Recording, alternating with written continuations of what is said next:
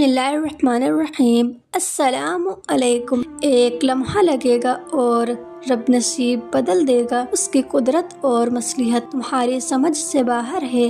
तुम बस यकीन रखो और दुआ करते रहो। दुआएं करना ना छोड़ना। वक्त बदलेगा, हालात बदलेंगे और दुआओं पर जल्द कुन कह दिया जाएगा। हो सकता है तुम्हें वही मिलना हो जो तुम शिद्दत से अपनी दुआओं में मांग रहे हो।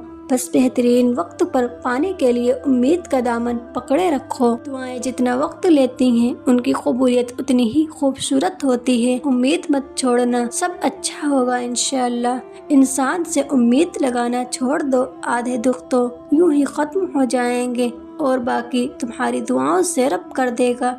सुनने वाले तो बहुत हैं या रब, लेकिन समझने वाला आपके सिवा कोई नहीं है। अगर तुम्हारी दुआओं ने नमाज से तहज्जुद का सफ़र तय कर लिया है तो यकीन कर लो कबूलियत करीब है। अल्लाह से मांग कर रोया नहीं जाता, उससे तो रो कर मांगा जाता है। जब इंसान सब कुछ अपने रब पर छोड़ता है तो वो रब भी अपने बंदे के यकीन को कायम रखता है।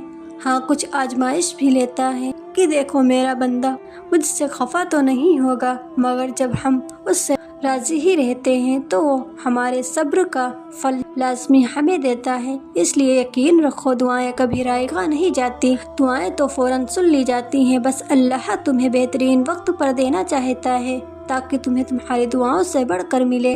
दिल का बार बार एक ही दुआ के लिए अल्लाह के सामने रोना इत्तेफाक नहीं है, नसीब में है। तभी तो दिल बार बार जिद कर रहा है। जब दिल हार नहीं मान रहा तो तुम क्यों हार मान रहे हो? मांगते रहो, कबूलियत हो जाएगी इंशाअल्लाह। हो सकता है जो तुम मांग रहे हो वो पहले ही तुम्हारी किस्मत में लिखा गया हो और ये दुआ सब्र और इंतज़ार तुम्हें बेहतरीन वक्त पर देने के लिए कराया जा रहा हो। परेशानी है, बेसुकूनी है, अरे तो उदास क्यों होते हो? हमारा तो ईमान है ना कि अल्लाह दूसरा दरवाज़ा खोले बिना पहला बंद नहीं करता। यकीन रखो वो सब संभाल लेगा। दुआएं मांग कर ये मत कहो कि अल्लाह मेरी दुआएं क्यों नहीं सुन रहा है या कब सुनेगा, मेरी दुआ क्यों नहीं कबूल होती। यह तो शिकायत है और रब से शिकायत नहीं की जाती, बल्कि यकीन रखा जाता है कि वो सुनेगा और बेहतरीन वक्त पर अता फरमाएगा इंशाअल्लाह। दुनिया की मोहब्बत से रब नहीं मिलता, लेकिन रब की मोहब्बत से दुनिया और जन्नत दोनों मिल जाती है। जिसने सारे जहान का निज़ाम संभाल रखा है वो रब तुम्हें भी संभाल लेगा।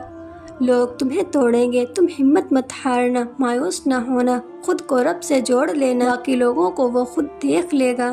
जिंदगी में चाहे कितने ही दुख हों, लेकिन उम्मीद और सुकून सिर्फ एक अल्लाह है। जिस रब ने नसीब में दुआ का मांगना लिखा है वो कबूलियत भी लिख देगा। तुम सिर्फ मांगना जारी रखो, बाकी रब पर छोड़ दो। दुआ के लिए हाथ उठाना और तुम्हारा मांगना रब की तौफीक के बिना मुमकिन नहीं है।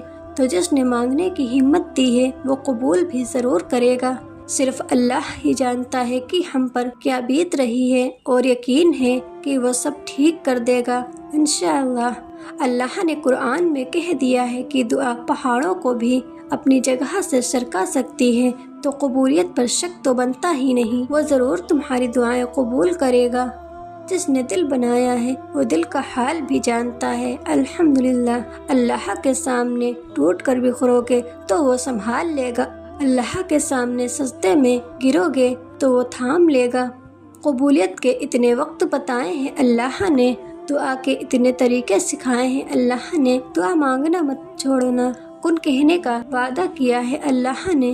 वो जिसने दुआ मांगना सिखाया है वही अता भी करेगा। अल्हम्दुलिल्लाह, दिल टूट गया था मेरा और खामोश रात थी वो, अल्लाह से पहली मुलाकात थी। अल्लाह से बात करो, वो सब ठीक कर देगा। वो कहता है हो जा और चीज़ें हो जाती हैं। तुम्हारा अल्लाह बहुत मेहरबान है। अल्लाह का एक गुण दुनिया की हर चीज़ से ज़्यादा ताकत रखता है। उस रब से नाउम्मीद कैसे हो सकते हो जो 70 माओं से ज़्यादा मोहब्बत करता है। न चाहते हुए अगर कोई दुआ तुम्हारी जुबान पर आ जाती है तो हो सकता है वही तुम्हारे नसीब में भी हो। जो दुआएं बार बार जुबान पर आती हैं रब उन्हें नसीब का हिस्सा बना देता है। आज जो तुम्हारी दुआओं का हिस्सा है ना, देखना एक दिन तुम्हारी ज़िंदगी का हिस्सा होगा इंशाअल्लाह। تم باقاعدگی سے نماز اور قرآن پڑھنے لگ جاؤ، یقین کرو رب تمہاری سب مشکلیں دور کر دے گا۔ کچھ دکھ، کچھ باتیں آپ کسی سے نہیں کر سکتے، چاہے وہ کتنا ہی عزیز ترین رشتہ ہو، صرف اللہ ہی سمجھتا ہے۔ ارے اداس نہیں ہوتے، وہ اللہ سب کی سنتا ہے، وہ ضرور تمہاری دعائیں قبول کرے گا۔